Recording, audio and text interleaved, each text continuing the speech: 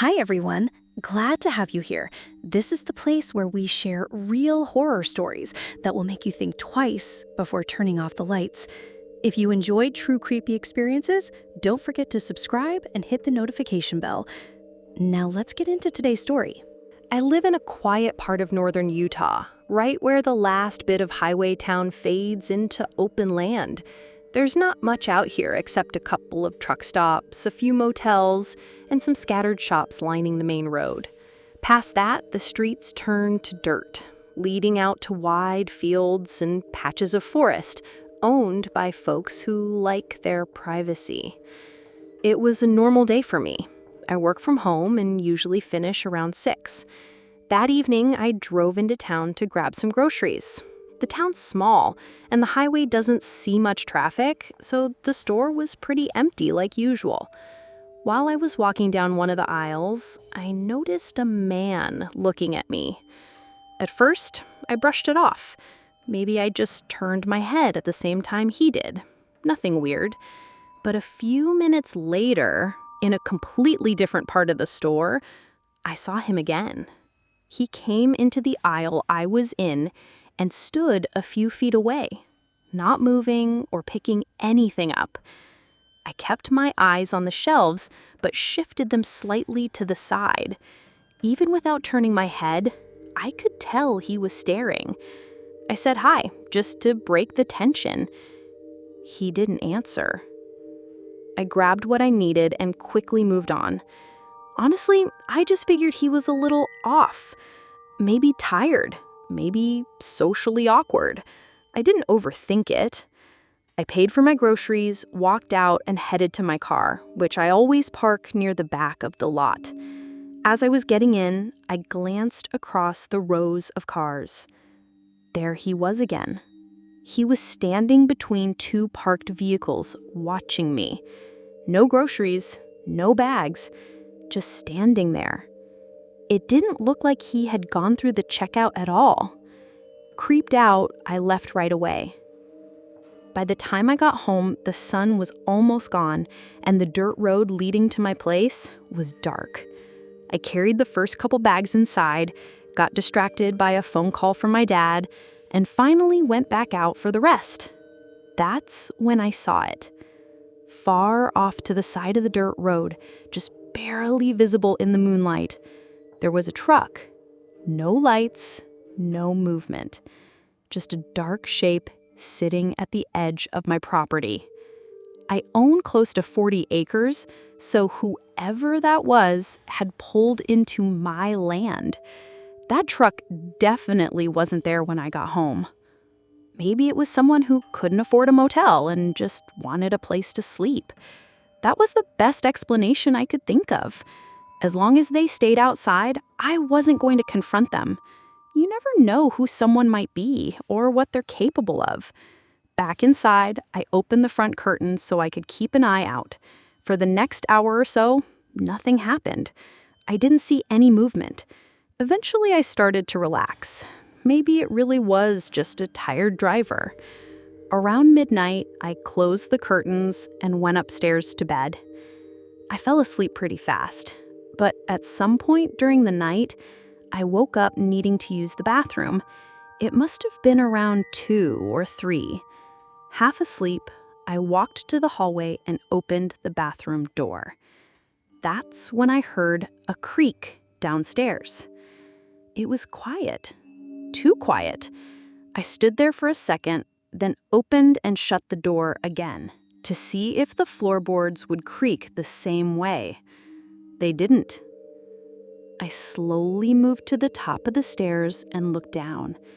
Everything was dark, just a little bit of moonlight coming through the windows. Then I saw it. A faint shadow moving on the wall in the hallway below. I couldn't tell if it was inside the house or just outside the back door, with the light casting the shadow in. But the moment I saw that movement, my whole body froze.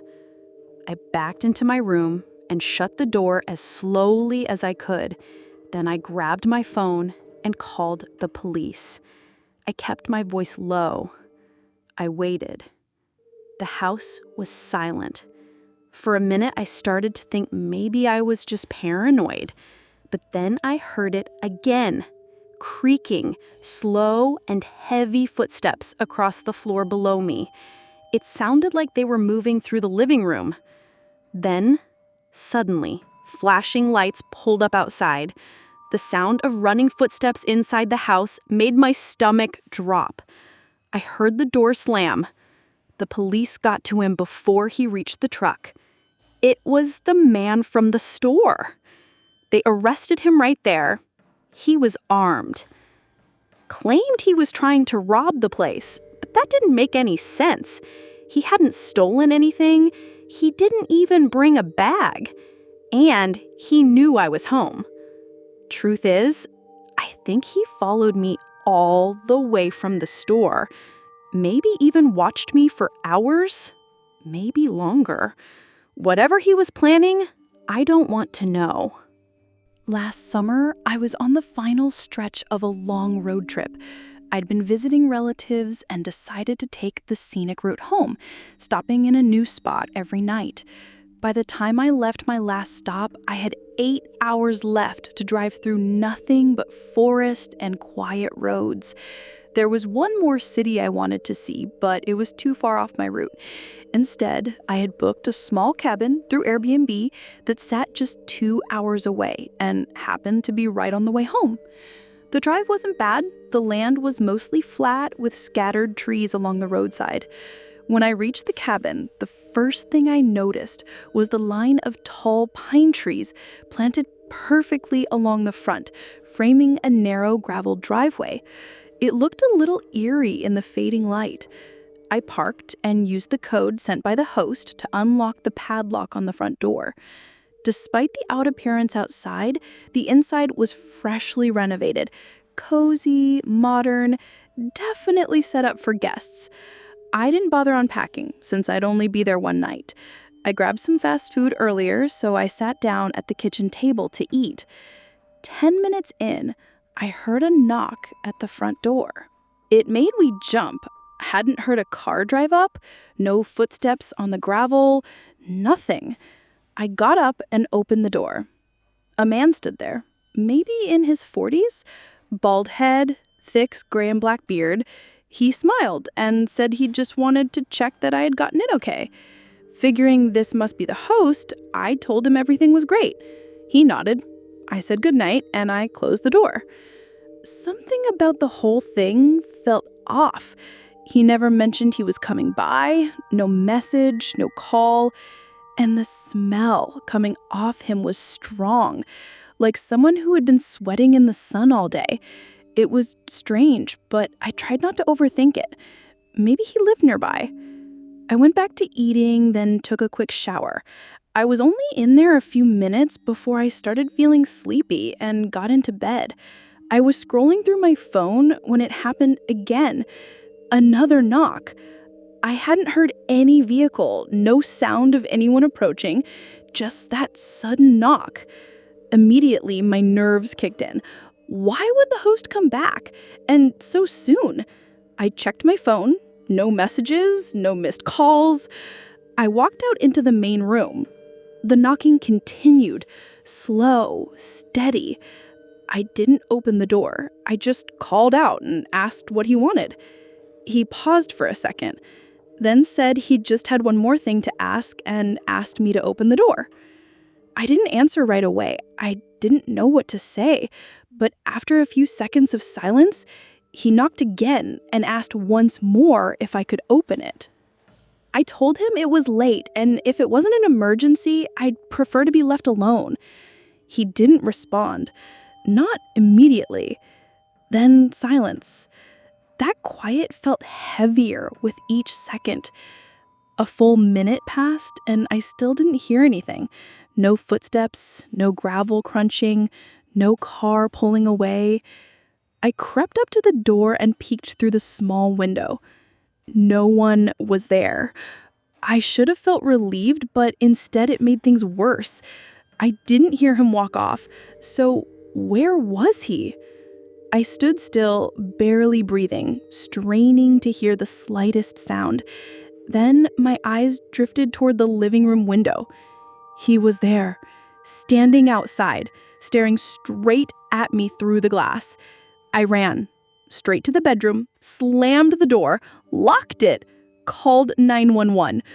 While I was on the phone, I heard something rattling, the sound of a window being pushed upward. He was trying to get in. But why would he do that if he had a key? That's when it all made sense. He wasn't the host. Police showed up minutes later, but the man was already gone. He vanished into the woods, and no one saw which way he went. After talking with the real host, everything was confirmed. That man didn't belong there. He wasn't connected to the cabin in any way. To this day, I don't know what he was planning, but I do know this. If I had opened that door a second time, I might not have been able to tell this story. Thanks for sticking around till the end. If you enjoyed the story, don't forget to give the video a like and leave a comment with your thoughts. And if you haven't already, hit that subscribe button and turn on notifications so you never miss a terrifying tale. See you in the next one.